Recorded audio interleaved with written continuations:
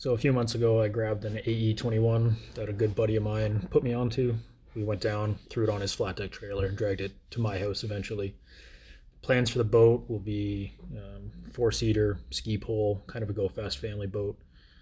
So anyway, there's going to be a few videos that I kind of edit, slap together, following the restoration of the boat itself, as well as the motor build. In this first video, we're just going to intro the boat and then go over me basically tearing it apart and making a lot of fiberglass dust.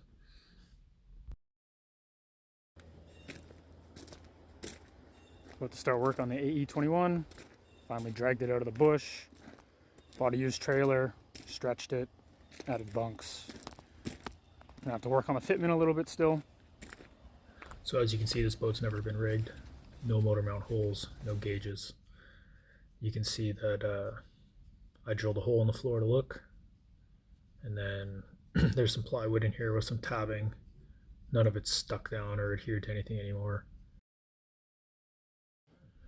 So there's just some pictures of me fixing up the trailer. Just extended it a few feet with some 2x4 tubing, some 3x3 tubing to replace the cross members. It's all TIG welded, mostly because I just don't like my MIG welder right now. So new cross members, new uprights for the bunks. And then I ended up narrowing the axle so that it would fit in my garage, sorry. It's a pretty tight fit. Had to narrow the axle and set everything up. I got about 4 inches of clearance total, left and right. I just dragged the boat up onto the trailer with the front mounted winch. Really wasn't that bad.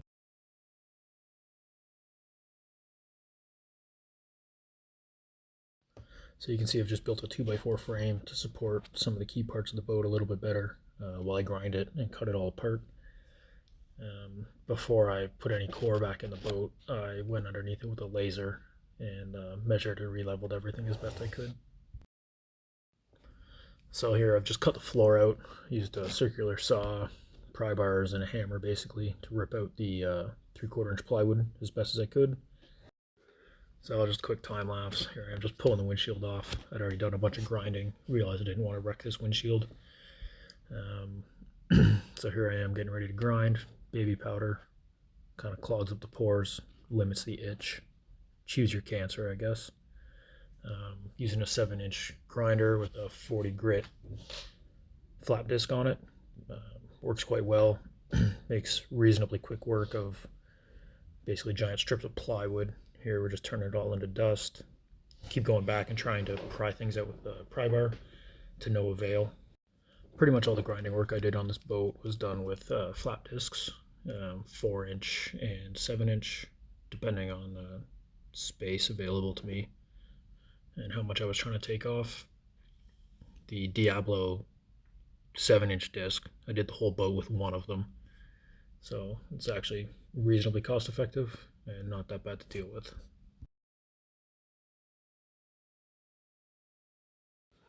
So this AE, they have a big rear deck, and getting in there to work on that transom didn't look like a lot of fun, so I decided to cut the deck open.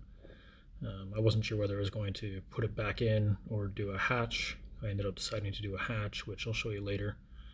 But cut the remainder of the knees out, and then started working on what was good balsa in the back. In hindsight, this was unnecessary because I ended up putting balsa right back in those locations. The original intent was to do foam all the way around, but decided it wasn't worth it. So, take it out, put it back in.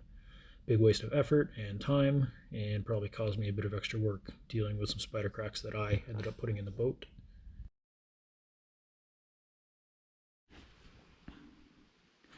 Okay, so what you should be able to see, I hope, is I've pulled the good balsa out of this side, and I'm about to start smashing the balsa out of this side on the back. Literally just taking an angle grinder with a cutoff disc, scored the crap out of the top skin, and now I'm going to just smash it with a pry bar, a sharpened pry bar basically. So not a lot to see.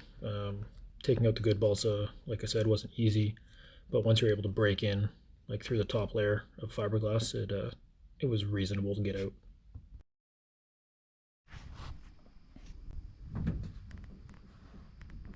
Okay, so cut the tops of the sponsons, ground off to the back, a little bit of touch-up work here and there. The last 4 feet-ish of the boat, center pad has a 1/2-inch balsa in it. The inside edges of both sponsons have some 1/2-inch ply. All that's staying. Well, it's down there real good. It's not wet. And I don't care that much.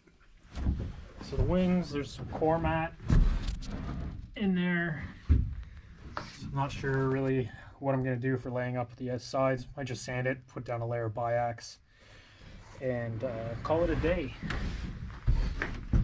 Transom, it's tiny. It's toast. It's coming out. I'll wait until most of the core's back in.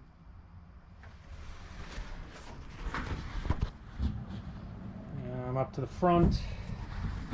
So we have more balsa. So there's a little bit more balsa in this boat than I originally thought there was. I'm almost certain that's balsa under here.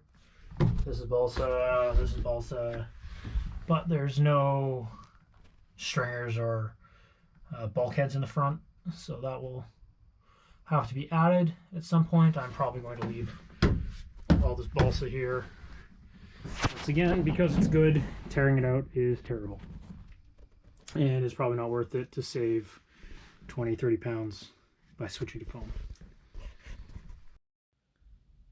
This is just some footage from crawling up under the bow to sand the gel coat off the tops of the sponsons and the top of the deck, so I can add some stringers and some bulkheads in there.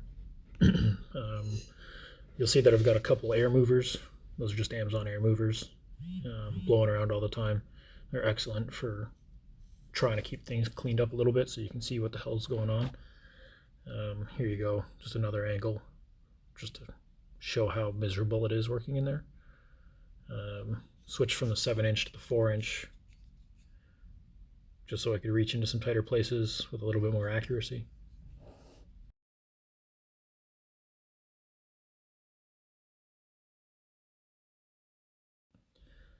So here I'm just cleaning the gel off the deck like I mentioned earlier, just so that I can tab in and attach a bulkhead that connects the deck to the bottom of the boat, or the hull, just so that the deck's strong enough for me to walk around on. Here we are, just cleaning some gel out of the outer sponsons. I didn't end up getting all of it. I basically found that I was digging into the core mat more than I liked, so got most of it off and then roughed up the little bit of gel coat that did remain. So this is basically what it looked like before I moved into the garage. Here's some spider cracks that got put in the boat where they didn't install core in the bottom. Some of that was from me, some of that was from putting it on the trailer in the first place when I picked it up.